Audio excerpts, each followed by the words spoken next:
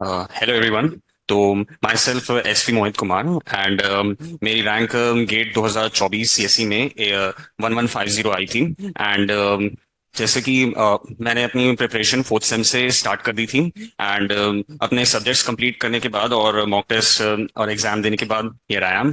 तो आप सभी अपने अपने डाउट्स पूछ सकते हैं।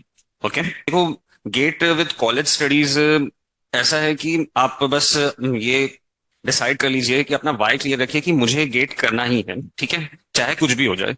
अब उसके बाद फिर वेज अपने आप निकल के आते रहते हैं कि जैसे अगर कोई क्लास आपको अनइम्पॉर्टेंट लगी, कोई पीरियड आपको लगा कि नहीं, ये जो इसमें जो पढ़ाते हैं वो मैं ऑलरेडी अपना गेट के सिलेबस में है तो मैं वहां से पढ़ लूंगा, तो वो क्लास स्किप कर दिया और गेट की प्रिपरेशन में लग गए, है ना। और साथ में अगर कोई सिर्फ टाइम पास ही होता है तो वो स्किप कर दिए, ठीक है, और फिर अपनी प्रिपरेशन पे फोकस किए। जिस दिन कॉलेज पूरा अटेंड किया, मतलब 10 to 5, है ना, उस दिन 5 के बाद ज्यादा मैं मानता हूँ कि थकान बहुत हो जाती है, लेकिन थोड़ा रेस्ट लिए, थोड़ा मेडिटेट कर लिए, उसके बाद फिर से हम लोग अपने लेक्चर्स कंप्लीट कर लिए, क्वेश्चन सॉल्व कर लिए, नोट्स बना लिए, ऐसे करके करते थे। हाँ, तो ये इसके बारे में ना, मतलब मैं ये बोलूंगा हम कि सेकेंड ईयर में प्रिपरेशन करते करते जब मैंने जस्ट स्टार्ट किया था, तो उस समय कॉलेज और प्रिपरेशन साथ में मैनेज करने की वजह से मैं काफी बर्नआउट हो गया था। तो मैं ये बोलूंगा ना, इसीलिए इसीलिए जब आप प्रिपेयर करते रहते हो ना, तो ब्रेक्स लेना और छुट्टी लेना की, हाँ आज से थोड़ा कम करते हैं या आज एक काम करते हैं, थोड़ा सा इंजॉय करते हैं, ये जरूरी है एक्चुअली। क्योंकि उसके बाद क्या होता है कि फिर जब आप ओवरवेल्म हो जाते हैं, जब आप बर्नआउट हो जाते हैं, तो उस वजह से क्या होता है कि फिर एकदम से फ्लो आपका, जब आप छोड़ देते हैं तो वो फ्लो फिर आपका टूट जाता है। तो फिर उस फ्लो को दोबारा बनाने में आपको टाइम लगता है। जैसा मेरे साथ सेकंड ईयर में हुआ था कि अप्रैल में मार्च के सेकंड हाफ में मेरा प्रिपरेशन एकदम से बंद हो गया था। फिर मुझे जब मैं जून या जुलाई में जब दोबारा स्टार्ट किया था 2022 में, तो मुझे उस फ्लो में आने में टाइम लगा था। इसीलिए जब आप प्रिपरेशन कर रहे हैं तो ऑफ कोर्स थोड़ा एंजॉय करना भी जरूरी है, थोड़े ब्रेक्स भी लेना जरूरी है, बट वो भी बैलेंस होने चाहिए। मतलब इन दी एंड आपका बैलेंस मेंटेन करना बहुत ज्यादा जरूरी है। Okay, numerical skill development. Numerical skill development ये है कि आप जितने पीवाईक्यूज जितनी बार सॉल्व करेंगे हर सभी सब्जेक्ट्स के, उतना आपके लिए बेटर रहेगा। ओके, जितने आप बार आप क्वेश्चंस को समझेंगे, हर बार जब भी आप क्वेश्चन उसी क्वेश्चन को पढ़ेंगे, तो उसको सॉल्व करने का आपको एक अलग अप्रोच पता चलेगा हर बार, ठीक है।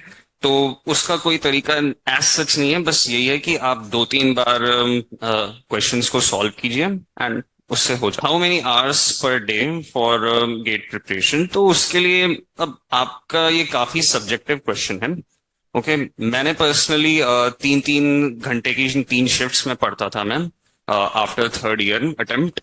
तो वो कंप्लीटली आपकी कैपेसिटी पे डिपेंड करता है, बट ऑन एन एवरेज आपको 7 to 8 आवर्स, कभी कभी 9 आवर्स भी हो सकता है, बट इतना आपको मिनिमम पढ़ना ही है, ठीक। टेक्स्ट बुक नीडेड और नॉट, वैसे तो मैं ये बोलूंगा कि नोट्स जो सर यहाँ पे बताते हैं, यहाँ पे जो नोट्स बनाए जाते हैं उससे हो जाता है। तो टेक्स्ट बुक की एज सच आपको जरूरत नहीं पड़ती, बट अगर आप कुछ अपने से पढ़ना चाहते हैं, कुछ एक्स्ट्रा पढ़ना चाहते हैं, तो फिर आप टेक्स्ट बुक को रेफर कर सकते हैं। Okay, revision strategy. Okay, revision strategy काफी सब्जेक्टिव होता है। जैसे मैं अगर अपना बताऊं तो कोई सब्जेक्ट आपने कंप्लीट कर लिया, मैंने रिवीजन करना, जब मैंने सारे सब्जेक्ट्स के नोट्स बना लिए थे तब मैंने रिवीजन स्टार्ट किया था। तो पहले आपने सारे सब्जेक्ट के नोट्स को प्रॉपरली अच्छे से पढ़ लिया। ओके, उसके बाद फिर अगर आपको लग रहा है कि उसका कोई कॉन्सेप्ट मैं भूल रहा हूं, तो उसका टॉपिक वाइज टेस्ट दे दिया। ओके, टॉपिक वाइज टेस्ट दे दिया, तो फिर आपको पता चल जाता है कि हाँ, कि इन कॉन्सेप्ट्स में मुझे और काम करने की जरूरत है। Okay, how many मॉक्स।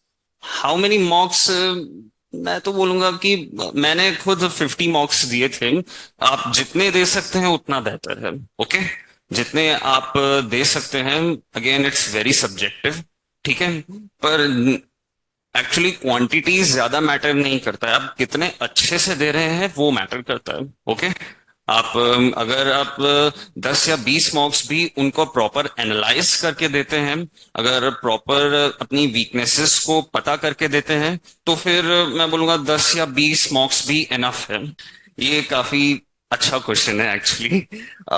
इमोशंस क्या है ड्यूरिंग प्रेप? ड्यूरिंग प्रेप ना, ड्यूरिंग प्रेप मैं तो ये बोलूंगा कि जब आपका कोई आपने दृढ़ निश्चय कर लिया ना कि मुझे करना ही है ये चीज, तो फिर मैं बोलूंगा कि डिस्ट्रैक्शंस फिर ऑटोमेटिकली मीनिंगलेस लगने लगते हैं।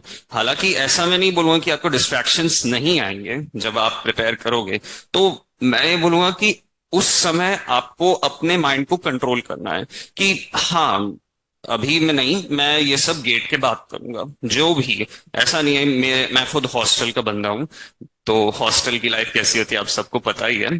तो म, ऐसा नहीं है, मुझे भी ऑफर्स आते थे कि चल आज फलाना का बर्थडे है, आज पार्टी करते हैं, चल आज उधर मूवी देखने जाते हैं।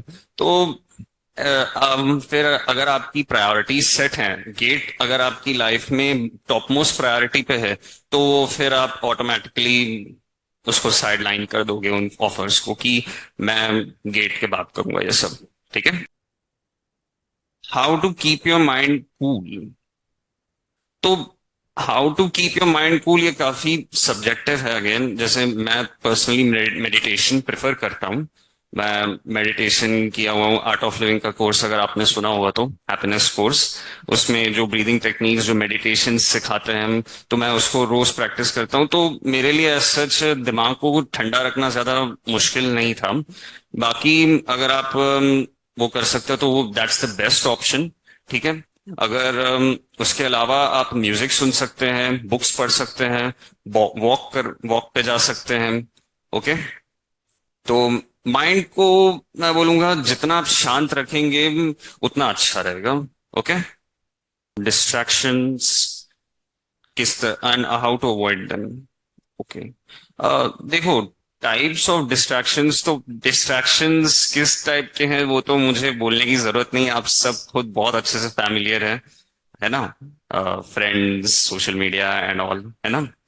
तो अवॉइड करने के लिए ना, वही मैं बोलूंगा, अगर आपकी प्रायोरिटीज बहुत अच्छे से सेट होनी चाहिए कि मैं कर रहा हूं, मैं अपने लिए कर रहा हूं ये। ओके। एंड मुझे अपनी लाइफ बनानी है, क्योंकि इन दी एंड अगर आप अभी इंजॉय कर लोगे तो आगे चल के आपको मुश्किल होगी, क्योंकि जॉब का प्लेसमेंट का सिनेरियो टीयर 3 कॉलेजेस में कैसा है ये मुझे बोलने की जरूरत नहीं है।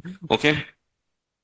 तो आप अभी मेहनत कर लो, बाद में आपको जो भी करते रहना है, फ्रेंड्स के साथ पार्टी में जाना है, आपको जो भी करना है आप कर सकते हो। ओके। एक बार आपने गेट एग्जाम निकाल लिया तो इनफैक्ट जो आपको पहले जानता भी नहीं था, जो आपसे कभी बात भी नहीं करता था, वो खुद आपसे बात करने के लिए आएगा। ओके। तो डिस्ट्रैक्शंस को अवॉइड करना तो पड़ेगा भाई। ओके। तो वही है, उसके लिए पे अपने long term happiness, long term success को short term happiness, short term cravings के ऊपर प्रायोरिटाइज करना होगा। ओके।